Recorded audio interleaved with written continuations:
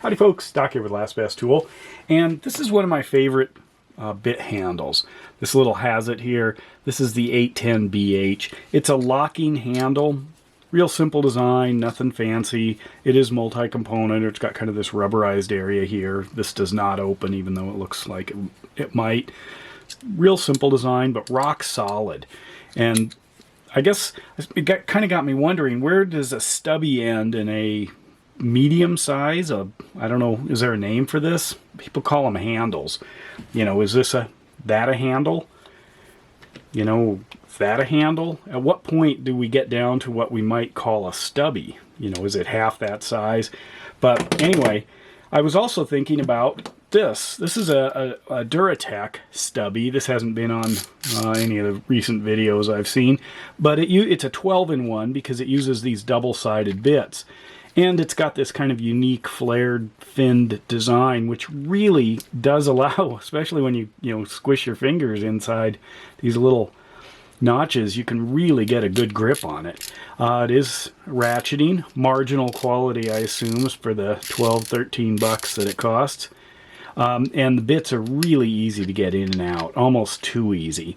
Others with this design, the Pickwick, basically you pop out the bit, single-sided bit, and then slide it in and it replaces the bit you want.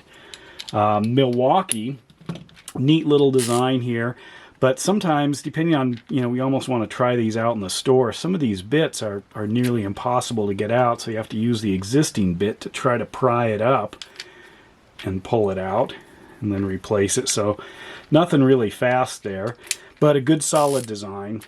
I've had these Milwaukees forever, probably newer versions out. There are all kinds of different ones. This is one of my favorites, of course. The snap-on does have the ability to interchange shafts. But two other small ones, obviously the PB Swiss with the bit storage. Absolutely love these things. I've got several of them. But there's also this locking Vera here. This is an ESD one. You can see the number here, 813R ESD. And so this easily takes any 1-inch bits, locks them in, or any of the kind of the speedy bits. The double-sided ones, nope, no go there. So it's a great little design. These in their green and black come in some of the kits, but it's a very small handle. I mean, look at that. It's almost the same size as the bit holder on the front end. But it is really handy. Going back to this guy, you can see big difference. This one fits great in the hand. It not only is round, but it also has these kind of faceted surfaces. It's got that nice contour that allows your hand to choke up on it while still remaining plenty, this big palm swell, plenty of grabbing, and then of course that rubbery texture. So this just feels really good in the hand.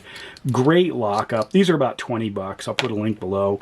But I guess what I was thinking is there's really that middle ground that we don't talk about too much, and that's the short bit handle. A lot of times we go to a kind of a full length bit holder or a stubby, but there is this entire middle ground, and that's where this fits. But then I started thinking about the length here, about an inch shorter, to get into something like this.